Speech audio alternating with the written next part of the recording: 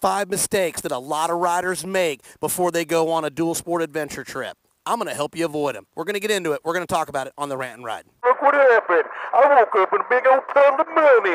Hey, all you KTM guys, come on. I'm Team Warren. Don't think I'm coming down on you. I, on the other hand, and you on the other hand, and a lot of people on the other hand, so why don't we have a 450? As a competitor, do a lot of ice. But here's my thinking. Hey, what's going on, YouTube Dual Sport Riders? Happy Friday. Joe here, 690ADB, 690ADB.com. Friday Rant and Ride. Thanks for tuning in. I appreciate you guys coming and checking out the video. Don't forget, website, 690ADB.com. Go sign up, be part of it on screen. Yes, that is our next live giveaway. Just giving away stuff, man. Just little stuff, little fun stuff that is just fantastic and will work for you if you're a dual sport rider or if you're a camper. So anyway, let's get on to the Rant and Ride intro. 5 mistakes are usually what happens that riders make when they go on an adventure. And I'm going to try to help you avoid them because I still make mistakes. And I've been riding a while. And if I can help you out, maybe you can help me out. So remember, down in the comments, let us know what mistakes you've made and how you corrected them and what you've done to make it better. But these are the 5 that I feel are the most common. And the number 1 is riding gear. Your riding gear is a really, really big deal for when you're on your moto adventure, depending on where you're going and what time of the year you're going. A lot of guys will either under gear or over gear. And to get that sweet spot is, yeah, it's kind of tough sometimes. It's kind of tough sometimes to get the sweet spot on what it is. So it's good to do a little soul searching or searching to find out when you're going and where you're going to pick the right gear to take. Because you don't want to go somewhere in the fall and wear summer gear. And you don't want to wear summer gear, winter gear in July. So trying to find out the area that you're going and the right gear will definitely make for a much, much more enjoyable ride whenever you're going. And not just your riding gear, but your camping gear too. Not getting too much and not getting too little on your gear when you get to camp. That way you stay warm, so you're not too cold, and you don't rust. I mean roast. Sorry about that. Yeah, so you don't rust. Don't want to get water on you. But anyway, so yeah, you definitely want to make sure that your gear is something that you pay attention to so you don't freeze and you don't roast on your trip. Number 2 is overpacking. Too much gear, man. All that stuff back there and stuff up here, from tank bags to saddle bags to top boxes to river bags, all that stuff, man. You can talk yourself into a lot of stuff. Check out the stuff on screen you're seeing now. I'm telling you right now, if you can think you need it, some people will bring it. I've had guys that go on trips that could open up their own convenience store with the amount of stuff that they've got. So that's very crucial. The reason you want to pay attention to your packing and try to do some pre-packs before you do your trip is to make sure that you don't overpack. What can you live with and what can you live without? So the lighter you can get it, but still achieve all of the things that you feel you need on your trip, is just going to be perfect and make your trip so much more enjoyable. And not only that, not overpacking will help your bike run better. You'll get better fuel mileage, and not only that, your bike will handle better. And if you're doing off-road work, I'm telling you right now, if you're overpacked, you're going to be working that bike. So paying attention to how much gear you pack and getting it as tight and as light as you can is going to make your trip so much more enjoyable. It really is, I promise you. So paying attention to that is really something you want to do to avoid that mistake, because that mistake will definitely be one that will haunt you for many, many days while you're on your trip. So pay attention to that if you do. Number 3, spare keys. I cannot tell you, spare keys.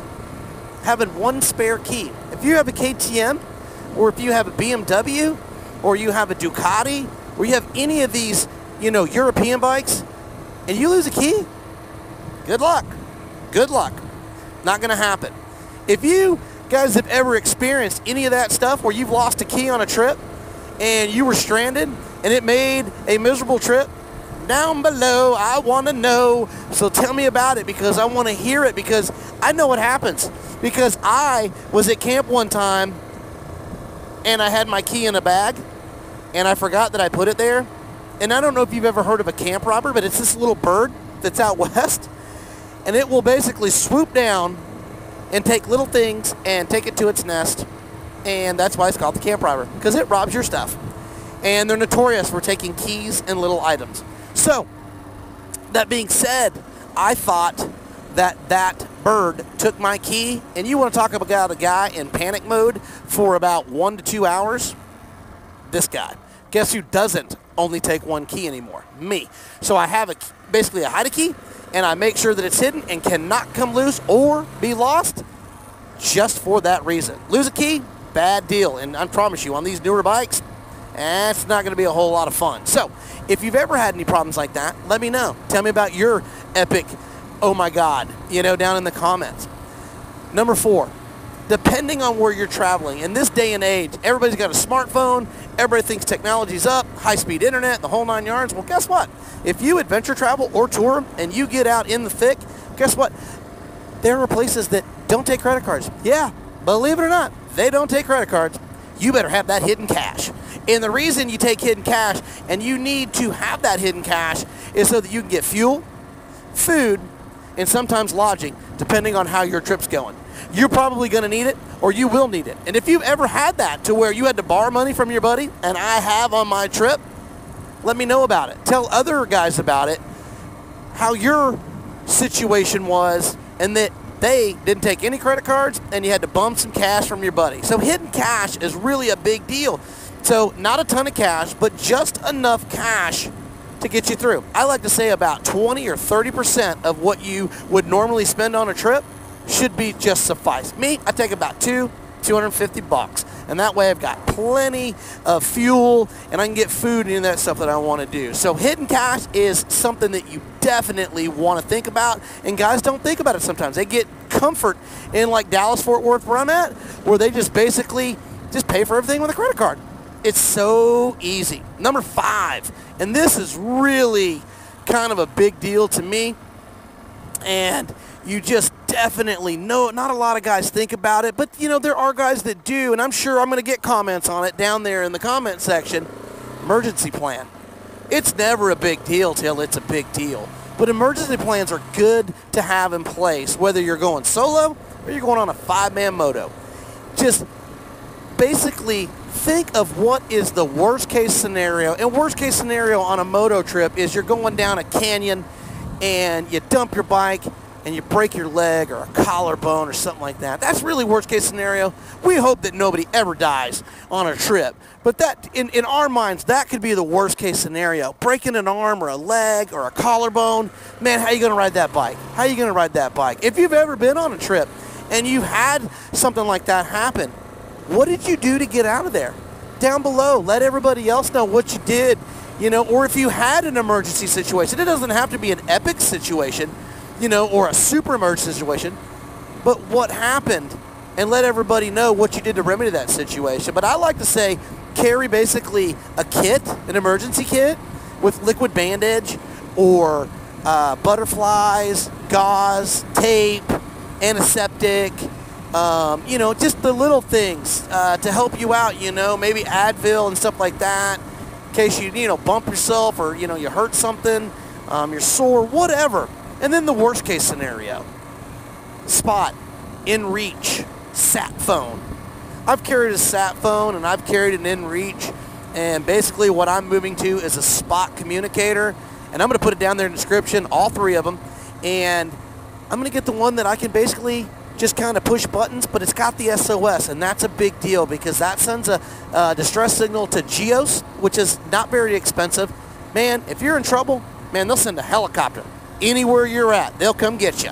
So that little peace of mind is a big deal, and if you're married and you got kids, it really is a big deal. So it's a little peace of mind, and it doesn't cost a whole lot of money, and like I said, down in the description, it lets people know. And not only that, it's got check-in mode and stuff like that. so that you can basically let your family know that everything's okay, you're having a fantastic time, and that you're enjoying yourself, and they don't have to basically be worried when you don't check in, because there's not cell service when you're really getting out and getting in the thick. So, but anyway, those are the 5 common mistakes that people make, or they overlook, or they don't prepare for when they do their adventure trips. And if this helps you in any way, you know, then this video is an utter success. It's a success. So, but anyway, like I said, my name's Joe, 690ADV, 690ADV.com. Rant and Ride. Go to the website, sign up, get your decals, get in. Don't forget, on screen, that's the next live giveaway. Be there, be there, be there, okay? Make sure you make time for it. And if you guys can think of a really good time that works for everybody, that's when we'll do it. We'll do it on that time at night, on that day. So, but I appreciate your time. You guys have a fantastic Friday, and enjoy yourself, and be safe out there, and go find your adventure, all right? Go find your adventure. Appreciate you. Have a great weekend. 690 out.